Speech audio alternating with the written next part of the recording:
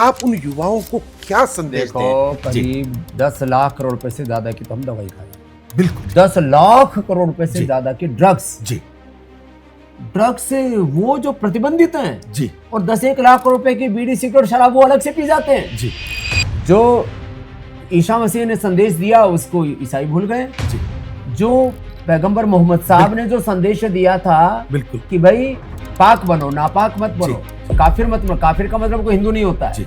लेकिन उसके संदेश को मुसलमान भूल गए। उन्होंने कुरान को, इस्लाम को और मुसलमान को बदनाम कर दिया।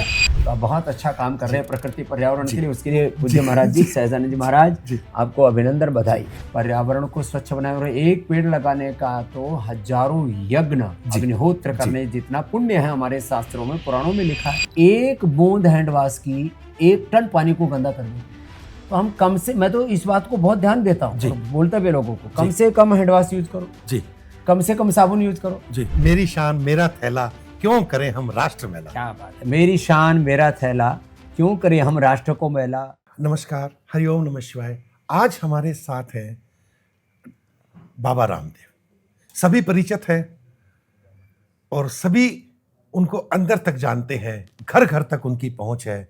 इसका श्रेय योग को जो आप तक पहुंचाया, आपको स्वस्थ बनाया और भारत को स्वस्थ इंडिया बनाने में जिनका सबसे महत्वपूर्ण योगदान रहा, जिन्होंने मेडिकल माफिया के खिलाफ जाकर एक क्रांति को उत्पन्न किया और आपके कम संसाधन के अंदर आपको इलाज मुहैया कराया। एक ऐसे संत जिन्होंने राष्ट्र युग में एक बहुत उपलब्धि को प्राप्त किया और युग पुरुष जो भारत की धरा पर उत्पन्न हुआ, आज वो हमारे साथ हैं। मैं पूजनीय बाबा रामदेव जी का हृदय से आभार अभिव्यक्त करता हूँ, प्रणाम करता हूँ। स्वामी जी, इस कलयुग के अंदर जब इतना बड़ा देश है, आपने ये रास्ता जो चुना कि मैं लोगों को स्वस्थ करूंगा, इसके पीछे विचार आने का कारण? ये तो एक सहज धर्म है हमारा जी।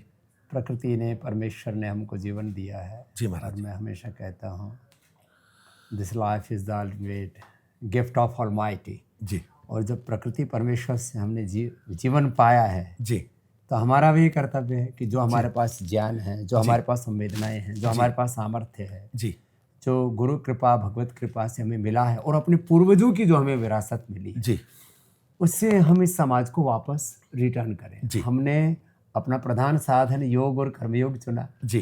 कोई ज्ञान योग को चुनते हैं, कोई भक्ति योग को चुनते हैं, हमने कर्मयोग को अपना साधन चुन लिया। जी स्वामी जी। और लोगों को हम योग तो सिखाते ही हैं। जी।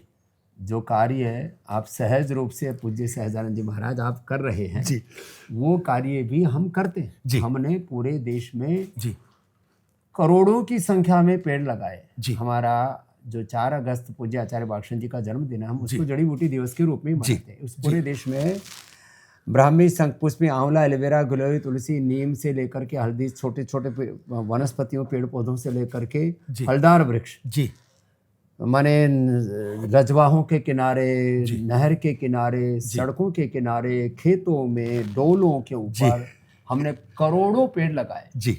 राजस्थान में हम कहते हैं शमी का पेड़ लगाओ। जी। जहाँ हो जाता, अब तो शमी बहुत जगह होने लग गया, दक्षिण में भी होने लग गया है। शमी का पेड़ लगाओ, जहाँ जगह पर्याप्त है वहाँ पीपल का पेड़ लगाओ। आप छोटे से संत कुटीर में देखेंगे कम से कम आपको सैकड़ों पेड़ मिल जाएंगे, आम से लेकर के बाकी पीपल, बड़ से लेकर के सब। तो खेत के मेड़ के ऊपर, नदियों के किनारे पर, सड़क के किनारे पर, अपने घर आंगन में जहाँ जगह मिले, प्रकृति का आभूषण है पेड़। पेड़ लगाएं, पर्यावरण को स्वच्छ बनाएं। और एक पेड़ लगाने का तो हजारों यज्ञ अग्निहोत्र करने जितना पुण्य है हमारे शास्त्रों में, पुराणों में लिखा है। और हम हर दिन करीब जो है 11,000 लीटर वायु लेते हैं। अब उसमें ऑक्सीजन की ऑब्वियसली मात्रा लगभग अलग अलग जगह 18-20% होती है।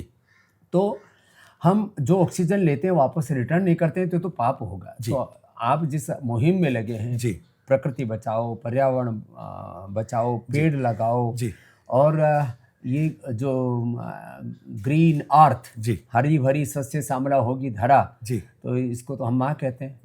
तो माता भूमिपुत्रम पृथिव्याः, जी। ये तो हमारा वेद का उद्घोष है जी। और दूसरा, पर्यावरण बिगड़ता है जी। जब हम खेत में यूरिया डीएपी आदि डालते हैं। बिल्कुल ठीक। उससे केंचुए मरते हैं जी। उससे बहुत सी कीट मरते हैं जो हमारे जीवन रक्षक हैं जी। जो प्रकृति पर्यावरण के रक्षक हैं। जी। एक जैव विविधता से अपने आप प्रकृति में एक संतुलन बनता है ना। हमने 1 लाख से ज़्यादा एकड़ जमीन को कुदरती खेती के ऊपर लाने के लिए ट्रेनिंग दी है किसानों को। जी। और पिछले दिनों मोदी जी ने भी जिन किसानों को सम्मानित किया और कुदरती खेती के लिए, उसमें आधे किसान पतंजलि से प्रशिक्षित थे। जी। खाली इतनी बात नहीं है, माने हम कोई दिखावे के लिए इस काम को नहीं करते। और छोटे छोटे इनिशिएटिव ले, हम ज़्यादा वो हाथ धोने के लिए बाथिंग सोप भी यूज करते हैं, जिसको लिक्विड जो हैंड वॉश कहते हैं। एक बूंद जो है वो लिक्विड जो हम चाहे शैम्पू के रूप में यूज कर रहे हैं, बॉडी वॉश के रूप में यूज कर रहे हैं, चाहे वो हम हैंड वॉश के रूप में यूज कर रहे हैं, एक बूंद हैंड वॉश की 1 टन पानी को गंदा कर देती है।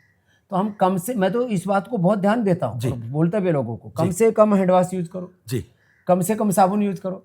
मेरी एक साबुन करीब 2-3 महीने चलती है, जबकि हमारे तो शरीर पे बाल भी अच्छे खासे हैं। तो हम ये कह सकते हैं कि साबुन छुपे हुए रूप से पानी की संपदा को बचा रही है। तो हाँ, तो पानी को की संपदा को और मिट्टी को, मृदा जो उसको भी मैला करती है, तो साबुन शैम्पू कम से कम यूज करो। फिर जो है जितना भी हम जितना सिंथेटिक चीजों का ज्यादा यूज करेंगे, हेयर केयर में, डेंटल केयर में, स्किन केयर में, होम केयर में, फ्लोर क्लीनर में, हम कहते हैं फिनाइल नहीं गोलाइल यूज करो। तो जितना हम और हम कहते हैं यदि आपका गुजारा पंखे से हो जाता है तो पंखा चलाओ, एसी मत चलाओ, कूलर मत चलाओ। और यदि बिना पंखे के हो जाता है, जितना आप निसर्ग के साथ रहोगे, प्रकृति ही हमारी मूल संस्कृति। ये जो बात कही जाती है ना, हमारी संस्कृति महान है, सा प्रथमा संस्कृति विश्वारा, वेद का उद्घोष। तो हम प्रकृति ही संस्कृति है। प्रकृति से हटोगे, मूल प्रकृति, पर्यावरण बाहर, मूल प्रकृति अपना स्वभाव। स्वभाव अध्यात्म मुच्यते, यही अध्यात्म, यही योग है, यही धर्म दर्शन है। धर्म दर्शन के नाम पर जो चारों तरफ आपस में मारधाड़ मची हुई है, हिंदुत्व के नाम पर, सनातन के नाम पर, जैनिज्म, बुद्धिज्म, सिखिज्म के नाम पर, ईसाईयत के नाम पर, जो ईसा मसीह ने संदेश दिया उसको ईसाई भूल गए। जो पैगंबर मोहम्मद साहब ने जो संदेश दिया था कि भाई पाक बनो, नापाक मत बनो, काफिर मत बनो। काफिर का मतलब कोई हिंदू नहीं होता है, लेकिन उसके संदेश को मुसलमान भूल गए। उन्होंने कुरान को, इस्लाम को और मुसलमान को ही बदनाम कर दिया। हम हिंदुत्व, हम कहते हैं हम सनातनी है। अरे सनातनी हो तो प्रकृति की और संस्कृति की उपासना करो। सनातनी कहने से नहीं हो जाता ना। सनातन धर्म या जैनिज्म, सिखिज्म, बुद्धिज्म, इस्लाम, ईसाईयत, ये जीने के लिए। तो ये जीने का सलीका जो हमारा, जितना प्रकृति के साथ हमारा तालमेल रहेगा, उतना जीवन में विकृति नहीं आएगी।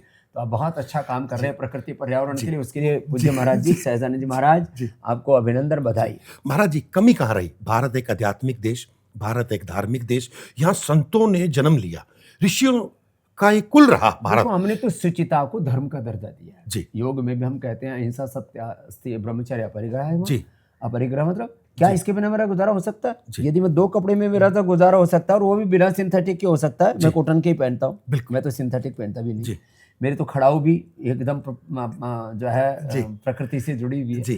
तो हमारे कपड़े, हमारे वस्त्र, जितना देखो, हमारे महापुरुषों ने क्या कहा, अग्नि देवता, वायु देवता, सूर्य देवता, चंद्रमा देवता, पृथ्वी देवता, हमने तो सारी सृष्टि को देव स्वरूप माना है और सारी सृष्टि को भगवान का मूर्त विग्रह माना है। तो हम वो कार्य करें। पूजा का क्या अर्थ है? यथा योग्य व्यवहार। तो पृथ्वी के साथ, अग्नि के साथ, वायु के साथ वो व्यवहार करें जो हमारे पूर्वजों ने किया। आज 200 अब कितना करोड़ वर्ष हो गए। कोई कहते हैं 200 करोड़, कुछ से ज्यादा। ये तो थोड़ा बहुत काल गणना अलग आगे पीछे हो सकते हैं, आप ज्योतिषी व्यक्ति, आप ज्यादा जानते होंगे। सैकड़ों, हजारों, करोड़ों वर्षों से हमारे पूर्वजों ने जैसे प्रकृति पर्यावरण को सुरक्षित रखा, हम भी इसको सुरक्षित रखें, इसको बिगाड़े नहीं। हम रख क्यों नहीं पाए महाराज जी? देखिए, अब इसमें तो कुछ इंडिविजुअल कारण है। व्यक्ति जितना अज्ञान में जिएगा, जिसको जितनी इसको अवेयरनेस नहीं होगी, उतना ज्यादा वो गलतियां करेगा। तो इसलिए पूरी दुनिया में बात की जाती है संस्कृति की, ये सभ्यता की, सिविलाइजेशन की। आदमी विवेकशील बने, खाली पढ़ाई लिखाई नहीं, बिल्कुल ठीक, अंदर से समझदारी अपनाए जी कि मेरे इस अस्तित्व के प्रति क्या कर्तव्य हैं। तो एक तो अज्ञान कहो, अविद्या कहो, अल्हड़पना कहो, विलासिता कहो। आदमी जितना विलासी होगा उतना ज्यादा एसी यूज करेगा, उतना ज्यादा कार्य यूज करेगा, उतना ज्यादा संसाधनों का यूज करेगा। सबसे ज्यादा प्रकृति पर्यावरण को नुकसान कौन पहुंचा रहे हैं? सबसे कम आबादी है अमेरिका की, वो लोग पहुंचा रहे हैं। क्यों? उनको विलासितापूर्ण जीवन अडॉप्ट कर लिया। हमारे पूर्वजों ने तो तप को पहला धर्म कहा था। तो इसलिए जितना हम विलासितापूर्ण जीवन को, प्रदर्शन को अपनाते जाएंगे जीवन में, उतना ज्यादा आदमी इससे दूर होगा प्रकृति से। तो इसलिए सादगीपूर्ण जीवन, सात्विक जीवन, अपरिग्रह, जैसे मैंने कहा ना, अहिंसा, सत्य से, ब्रह्मचर्य, परिग्रह, सोच, संतोष, तपस्या, ध्येय, परिधान, जो है नियम, शुचिता। तो ये कोई सिखाने की बात नहीं है, ये तो सहज सत्य है। आपका तो नाम ही सहजानंद है। स्वामी जी, आज भारत का जो युवा है वो विश्व का सबसे बड़ा युवा है। मतलब आप ये कह सकते हो भारत इस समय सबसे बड़ा युवा देश है और एक बड़ी खेप आ रही है। तो नव युवक ड्रग्स में फंस रहे हैं, नशे में फंस रहे हैं। आप एक प्रेरणा स्रोत हैं, आप एक युग पुरुष हैं, आप उन युवाओं को क्या संदेश दें? देखो, करीब 10 लाख करोड़ रुपए से ज्यादा की तो हम दवाई खा जाते हैं। बिल्कुल, 10 लाख करोड़ रुपए से ज्यादा की ड्रग्स। ड्रग्स से वो जो प्रतिबंधित हैं और 10-1 लाख करोड़ रुपए की बीड़ी, सिगरेट, शराब वो अलग से पी जाते हैं। 30 लाख करोड़ तो यही होगा। फिर ये सब खा पी के लड़ाई झगड़ा करेंगे, तो फिर कोर्ट कचहरी में और पुलिस में इधर पैसा बर्बाद होगा, और फिर विलासितापूर्ण जीवन, फिर अश्लीलता, उधर जाएंगे। तो करीब इस पूरे ड्रग माफिया, फिर medical mafia, junk food mafia, फिर इसके साथ मिल जाते हैं पॉलिटिकल माफिया, फिर रिलीजियस माफिया। हमारे बहुत से साधु भी तो चिलम पीते हैं महाराज। बिल्कुल। तो और बाकी फिर दूसरे लोगों को भोले के नाम पर पीरा। आप तो शिव की उपासना करते हो। अब शिव तो सबकी, मान लीजिए, चिलम, चरस, गांजा, भांग दान लेते थे। अब कहते शिव जी पीते थे। अरे पीते नहीं थे, लेते थे। मैंने लाखों लोगों का छुड़वाया ना, लिया है ना। तो ऐसे धर्म को भी कुछ लोगों ने बदनाम कर दिया। तो देखो, ये चीजें ठीक नहीं है। हमने तो पूरा, जैसे आपने कहा, ये पूरा drug mafia, medical mafia, education mafia, शिक्षा की गुलामी, चिकित्सा की गुलामी, आर्थिक गुलामी, वैचारिक सांस्कृतिक गुलामी, रोग भोगों के नशे की गुलामी, इससे बाहर निकालने के लिए जीवन खपा दिया और भी करते रहेंगे प्रयत्न। लेकिन मनुष्य जो है अभी अज्ञान और विवेक के कारण से अल्हड़पने में, या वातावरण ऐसा हो गया ना समाज का, देखा देखी कर रहा है। तो जो बड़े लोग हैं समाज के, उन सबको जागरूक होकर के अपने अपने परिवार के, अपने अपने समाज के लोगों को राह दिखाने की और इन चीजों से उभारने की, बचाने की जरूरत है। महाराज जी, आप हरियाणा से रहे, आप संत बने, कभी माता पिता ने रोका नहीं? क्योंकि बड़ी मुरादें मांग के बेटा होता है, और हरियाणा में था कि बेटा हो, इसलिए एक आंदोलन भी चला, बेटी बचाओ बेटी पढ़ाओ। तो आप जब इस लाइन में आए तो माता पिता को कष्ट हुआ? आपने डिसीजन कैसे लिया? आपने डिसीजन कैसे लिया महाराज जी? मैं तो ये कहता हूं, देखो, मैंने यद्यपि बचपन में महर्षि दयानंद को पढ़ा, स्वामी विवेकानंद जी को पढ़ा, और फिर महापुरुषों की जीवनी बहुत पढ़ी, तो मेरे को किसी ने, सच बोलता हूं, मेरे को किसी ने साधु बनने के लिए प्रेरित नहीं किया। तो इसका मतलब पुनर्जन्म की यात्रा है? कोई, ये तो पूर्व जन्म का प्रारब्ध है। और मैं ऐसा मानता हूँ, साधु दो ही तरीके से बनता है, या तो कोई साधु पुरुष का संग मिल जाए, या प्रारब्ध। हम प्रारब्ध से साधु बने। हाँ ठीक है, प्रारंभ में माता पिता को अज्ञान के कारण से, अविद्या के कारण से, मोह के कारण से थोड़ा कष्ट हुआ।